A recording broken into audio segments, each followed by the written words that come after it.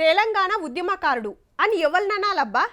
కేసులైతేనా, జైలుకు పోతేనా, లాఠీ దెబ్బలు తింటేనా, అసెంబ్లీ ముట్టడికొస్తేనా, రైలు రోకో వేస్తేనా, మిలియన్ మార్చిలు అగువడితేనా, సాగరహారంల జై కొడితేనా, వంట వార్పుల గంటె తిప్పితేనా, పాటలు రాస్తేనా, ఆడితేనా, సభలు పెడితేనా, స్పీచులు ఇస్తేనా, అసలు ఏం చేస్తే ఉద్యమంలో ఉన్నట్టు?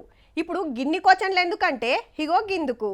తెలంగాణ ఉద్యమకారులను గుర్తిస్తానికి కమిటీ అయ్యబోతుంది సర్కారు. అందులో ఎవరు ఉండాలి, ఎసంటోళ్ళం పెట్టాలనే చర్చలు నడుస్తున్నాయి. ఇక కమిటీ వచ్చినాక ఏ జిల్లా ఏ ఊళ్ళో ఎవరు ఉద్యమం చేసిరు, వాళ్ళకి ఏం ఫాయిదా అయ్యాలనేది డిసైడ్ చేస్తుందట. అయితే అప్పట్లో అరెస్ట్ అయ్యి పోలీస్ స్టేషన్ పోయి ఎఫ్ఐఆర్ పేరున్న వాళ్ళనే గుర్తిస్తారనే ప్రచారం అవుతుంటే లేలే గట్లెట్లుంటది, ఎఫ్ఐఆర్ కాకుంటే ఉద్యమం చేయనట్టేనా అనే క్వశ్చన్ వస్తుంది. ఈ మీటింగ్ కూడా దానికోసం పెట్టింది. శాంతిపూర్వకంగా మనం ఉద్యమాలు చేసినప్పుడు ఎఫ్ఐఆర్ ఎట్లా బుక్ అవుతుంది?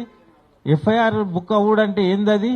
కాబట్టి ఏంటంటే మేము ఈ ఎఫ్ఐఆర్ అనే సాకుని మేము ఎవరం కూడా ఒప్పుకోము. ఉద్యమకారులు పెట్టిన ఈ మీటింగ్ కు సర్కార్ సలహాదారు కేకే సార్ కూడా వచ్చి ఎఫ్ఐఆర్ తోటి సంబంధం ఉండొద్దు అనుకొచ్చిండు. అందరికి న్యాయం జరిగేటట్టు తిప్పలవర్త అని మాట ఇచ్చి తెలంగాణ జాతిపిత ముచ్చట ఎలా పెట్టిండు పెద్ద మనిషి.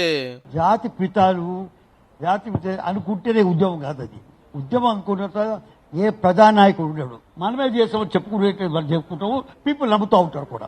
అవన్నీ పనికిరాని మాటలు. ఇప్పుడు ఎలక్షన్లకు ముంగట ఉద్యమకారులకు కాంగ్రెస్ పార్టీ ఏం హామీలు ఇచ్చిందో యాద్ చేసిరు వచ్చిన వాళ్ళంతా.